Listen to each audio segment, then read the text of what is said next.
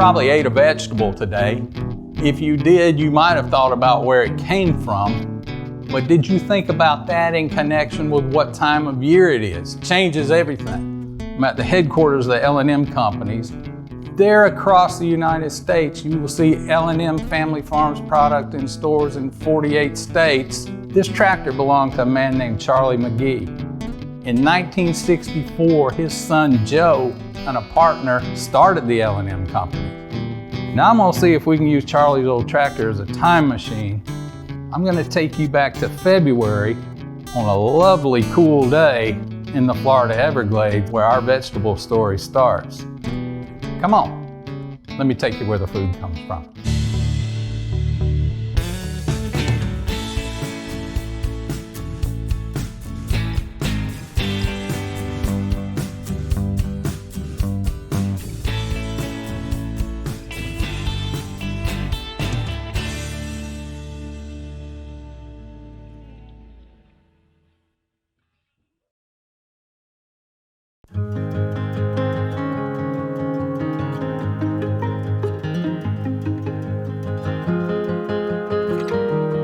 It is the dead of winter and especially frosty February.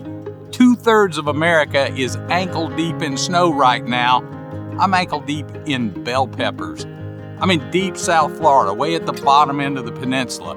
This is the only place in America you can grow vegetables commercially this time of year.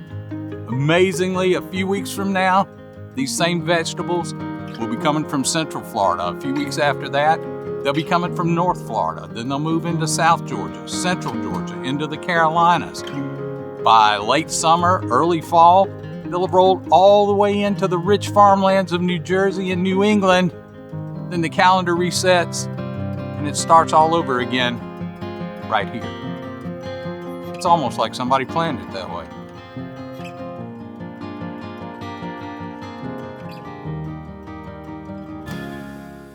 So Adam, this is about as close to the start of everything as you can get. I mean, this is from the time that little seedling leaves the nursery, this is pretty much going from the jump right here.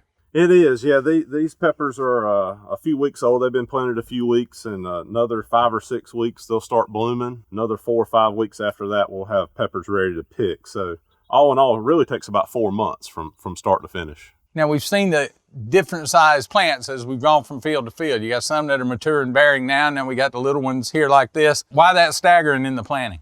Literally, we plant somewhere every single week.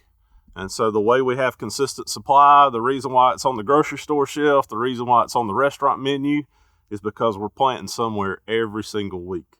And that's how we have consistent harvest, consistent specs, and consistent fruit, honestly, on the shelves all the time. We'll harvest it anywhere from 3 to 5 times, depending on how concentrated the fruit set is and how much we're able to pick the first pick versus how much is left for the later picks. We might have one age planting here that we're picking the first time. We'll have another age planting that's a little bit older than this we'll be picking for the second time.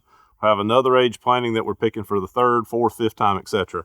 And then we'll have a planting that we're going to pick for the first time the following week. And then it all just starts over again until it's time to move somewhere else. It all starts over again. Here in South Florida, we actually are continuously planting from about the first week of September all the way through late February normally. So we're almost wrapped up here for the season, but it won't be long before we'll be putting them in the greenhouse again, quite honestly. Now these are some beautiful peppers, but I think this is another thing that a lot of people have tried at home.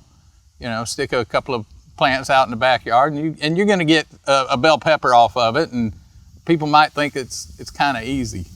It is a beautiful crop, but it's certainly one of the most challenging times of the year to produce that.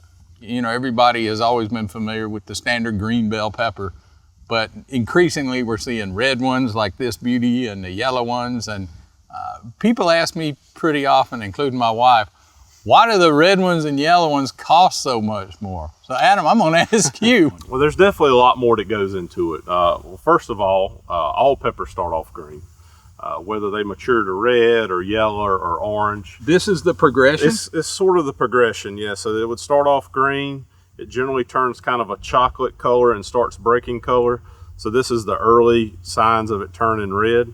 and then it'll ultimately finish like that. And even that one, you can see, it's still got some chocolate streaking in it. It's not fully red yet, but that would be kind of the progression, is turning from bright green to eventually to red or yellow or orange, or whatever that genetic was. And that's just based on the variety that it is? Just based on the variety. To answer your question about it taking costing more, is there's just a lot more involved in this, a more specialized harvest.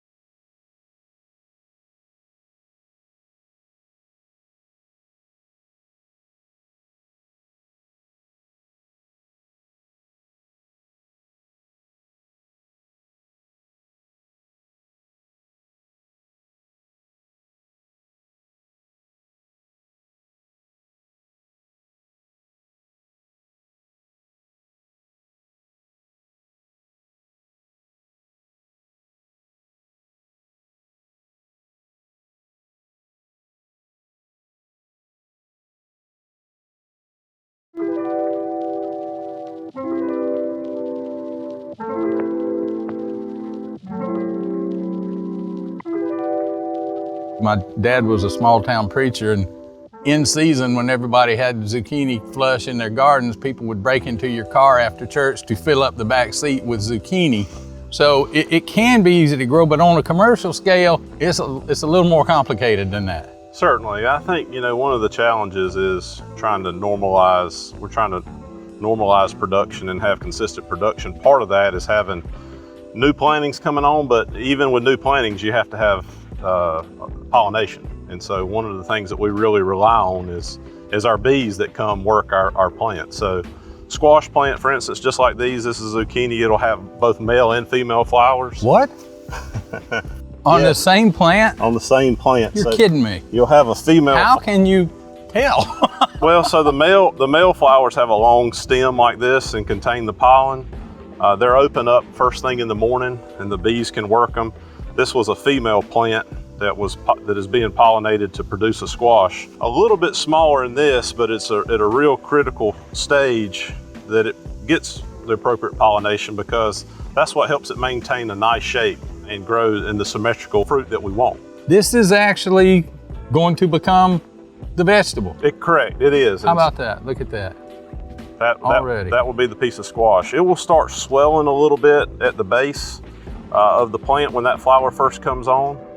These are a little bit ahead of that right now, but even this little one here is a flower that hadn't quite bloomed yet. And then so when that one opens up, look at that. A bee will come take the pollen from these male plants and pollinate that, and that's what'll be, that's at a real critical stage right there. Well, this one's not going anywhere anyway. That one's not, that's correct. Because we picked it off the vine, but I think that's another thing people don't understand is you can't afford to have any waste in this process. I mean, not every piece of fruit or vegetable that comes off of a tree or a plant in the ground is perfect, but you've got to do everything you can to be a great steward of your resources, the inputs, the water, the feedings, every bit of all of that. And you've also got to be very great stewards of what comes off of these plants. One of our most important jobs is finding a home for everything that we produce.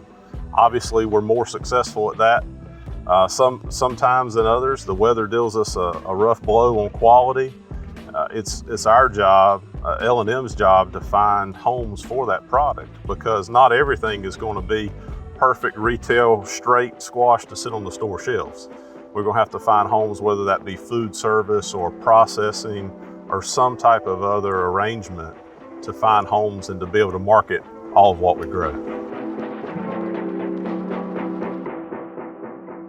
Mr. Joe McGee, it's an honor to be with you here today. Your name is really legendary in this industry. So it's funny, I've kind of always had the impression in my mind of L&M starting as a farming company, because I'm so used to seeing that label in the produce department literally all over the United States, everywhere I go. L&M is there. It's interesting to me to think it started as a brokerage, then added the transportation and logistics development, then added the farm component to it. I kind of would have thought that would have been the other way around. We expanded on anything that we felt was related to the industry or farming that we thought we could do well and needed the help and could make a profit at. You could find the L&M product, the L&M brands in stores in 48 states in America. You got farming operations all over. I've been to your farms all the way from the Everglades up through the Southeast, and y'all have many other growing areas. You're doing apples in Washington State. You're doing onions in California. Y'all have got fingers everywhere, but I've never met an L&M employee who I didn't feel like, no matter where they were or what their job was, that they were not part of the same family. That's what we strive to accomplish, is taking care of the people, and they are a part. There's no question. It's all family. You've kept a lot of people fed, Mr. Joe, including your employees and including a whole lot of customers out there. We hope to keep doing it and keep feeding. Well, they're going to keep coming. They're going to need, they're not slowing down, so they're going to be looking for more.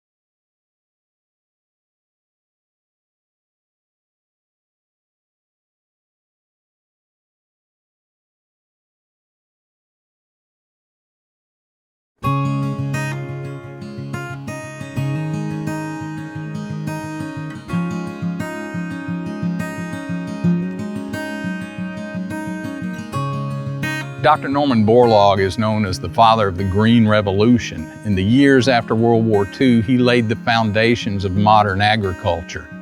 Now, about 20 years ago, there was another Green Revolution, or maybe more precisely, a greens revolution. Collards, kale, turnips, mustard greens. These are the kind of foods that countless generations of country folk all around the world have loved. Over the last 15 or 20 years, we've found out just how incredibly good for us they are, and now the whole world has caught on.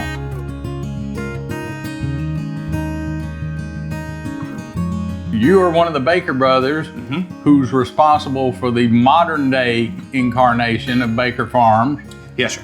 And you're the son of Terry Baker. That's correct. Your family is so much a part of this part of Georgia.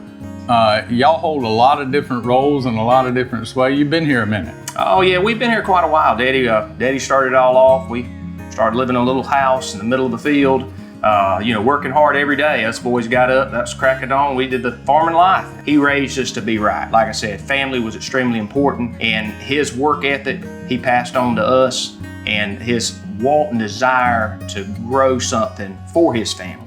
When we were younger and we first started farming, he did a lot of cabbage, we did squash, we did tobacco, which was a stable crop at that point in time. Gosh, we've done sweet potatoes and we've done cucumbers, just different things. But at the time, just whatever, would get your foot in the market, keep the family going. Daddy created this foundation, and we're building on that foundation. Back then, you grew what you thought you could sell. You grew what you thought there would be a market for. Well, back then there wasn't a semi that came by and got it. Back then there was a many a day we'd load a pickup truck, go to the local market. That was always a lot of fun. You got out of the field for a little while. That's how farmers farmed then, not just in Georgia, but everywhere. Mm-hmm. So it was a local environment then. It was more local. And every day we build to that next level. We're always looking for that future, whatever gives us that safe, most reliable product for the consumer. Now, I think very significantly, you made the commitment to get into greens. You didn't have a crystal ball under the couch. You couldn't look and see all of the incredible nutritional news that was coming. You just thought, hey, this would be a good thing. People like greens and we like greens, so maybe we should grow some greens. A crystal ball would be very helpful. I'm looking for one. I'm hoping to get one. I'm wanting to put one in a drawer somewhere. That would make life a lot easier if we had that time machine and the ability to step a few days in the future. But no, we took some risks. We took some risks, and the risks had paid off. And we didn't just do it a little bit. We really went in there and did it the right way. And by doing that, though, it allowed us to really make that strong commitment that allowed us to, again, as you say, to step to that next level. And that level just continues every day to climb and every day to grow. I would say it got into the early 2000s. We began to kind of look at that, what do we want to do next? Because at that time you were just growing bulk greens. That's correct. That would go in bundles and in boxes, and that's what would go to the supermarket. And it would just be the loose bundled greens. That's correct. That were out. It wasn't the pre-washed, pre-packaged, Baker Farms label, proud and big. There you go. It was just, here's your greens. You go to the grocery store and there's so many items you can reach out and grab. You have such what's nice about that, you have a very safe, very well preserved product that you can take that item home. You don't have that extra waste. So it allows you to take that product, get home, prepare that meal quickly. Back in the day, your only choice was to grab that big bundle of greens. And then a lot of people didn't, what do I do with this? But now the ability to go and you grab that bag and it's cut up in a certain variety. It's cleansed in a certain nature, and it's ready to be put in there and cooked.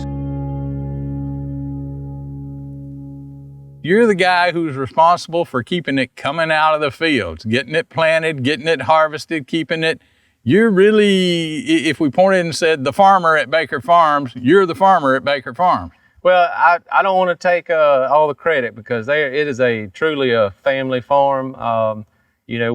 We're working into the third generation, but it takes a army of family and friends and people that you trust to go out here and do this work. So I'm a small part of a big puzzle. So understanding all of that it takes a lot of hands and a lot of people to keep a farm moving, and especially as it gets bigger, even a family farm can be a very, very big operation. And in fact, most big farms are still family farms. And it's very uncommon anymore for a farmer to spend all his time on a tractor. People always talk about how the farmer has to, manage variables and humidity and temperature and rain and weather and all those things. But, there's also variables that are regional. And there's I think all growers use a best practices approach to their growing. And that best practices has been developed over generation. Greens are one of the few crops. You've got some very unique challenges there because you can grow some kind of greens right here in Georgia on these farms and fields around you almost 12 months out of the year, and a wide variety of greens. Give us the Baker Farms lineup. Oh goodness, well originally it started with the traditional greens, which are your turnips, mustards, collards, and kale. Seen an uptake in kale over the last 10 years because of the health benefits.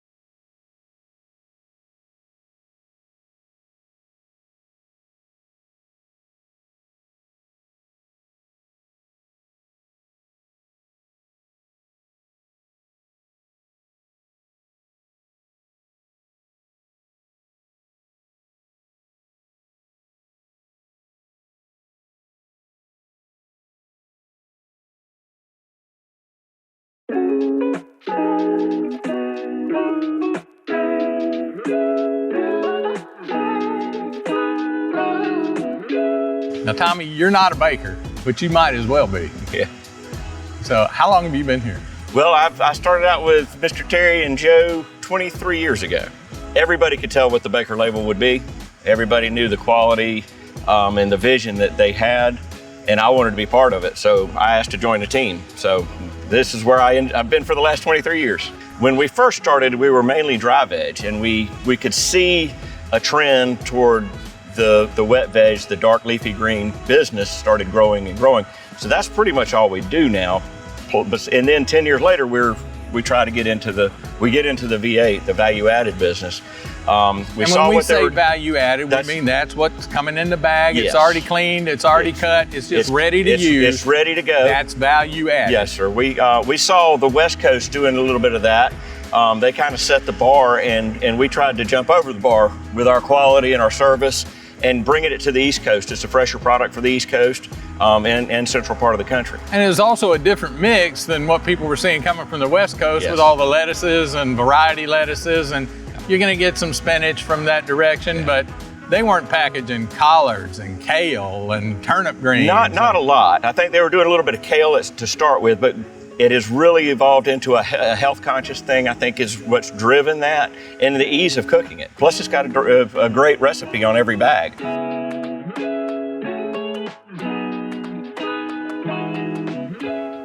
John, you are a third generation of bakers out in these fields. Yes, sir, I am. I'd say I'm like a farm manager. Me and Heath, we come together on a lot of different things. We work together, just kind of keep guys going in the fields with fertilizer and spray, and pretty much just keep everybody going. My guess is when you got hired was not your first time on this farm, though. No, sir. I've been out here since I could begin to walk, and I think I was about 10 years old when they turned me loose on the tractor and said, take off. And people need to understand that there's no child labor laws when it comes to family, so they can put you out there in the field on that tractor when you're 10 years old. This is all I've really ever done, and it's all I ever know. And if you're looking for an easy job, this isn't it. No, not at all. We work about 24/7. If it's not in the fields, it's at night cutting on irrigation and fixing irrigation pipe, or a tractor broke down or bogged down when it gets wet. There's just all kinds of stuff that we run into. And we know that your grandfather started out doing one kind of farming, and your father and your uncle came in, and that's when they made the pivot to greens, and greens has become the mainstay of Baker Farms. Where do you see the future of Baker Farms going? Where do you see it when you look 10, 20, 30 years down the road? Well, they've always told me, the sky's the limit with this kind of stuff.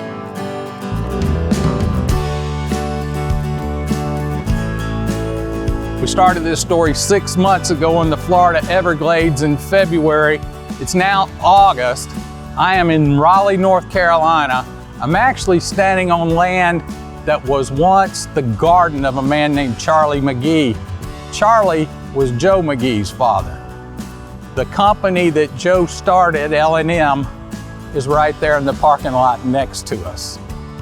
We could follow this crop here northward for another 6 months all the way to Michigan, come back and roll around and start over again in Florida. We'd never run out of stories to tell. It's gonna be different every year, but they're gonna keep rolling it that way. It's almost like somebody planned it by design out here where the food comes from.